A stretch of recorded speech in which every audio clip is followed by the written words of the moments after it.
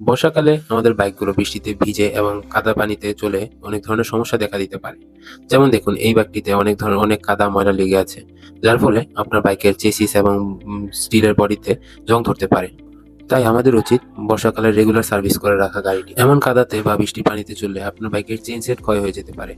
যাতে আপনার অনেক ভোগান্তি হতে পারে। আপনার মাইলেজ কম পেতে পারেন এবং চালাতে অনেক ধরনের সমস্যা ফেস করতে পারেন। অতিরিক্ত পানি, কাদা, ময়লার কারণে আপনার চেসিস বুশটি ক্ষয় হয়ে যেতে পারে এবং বাইকটি ইমব্যালেন্স হতে পারে। সাথে আপনার বাইকের ব্রেক প্যাড ক্ষয় হতে পারে এবং ব্রেক প্যাডের কারণে আপনার বাইকের ডিস্কটি নষ্ট হয়ে যেতে পারে এবং যার ফলে আপনার ব্রেকিং অনেক ধরনের সমস্যা দেখা দিতে পারে এবং আপনি অনেক ধরনের অ্যাক্সিডেন্ট। তাই আমাদের উচিত বাইকটি বর্ষাকালে রেগুলার সার্ভিস করে রাখা এবং যথাসম্ভব ক্লিন করে রাখা।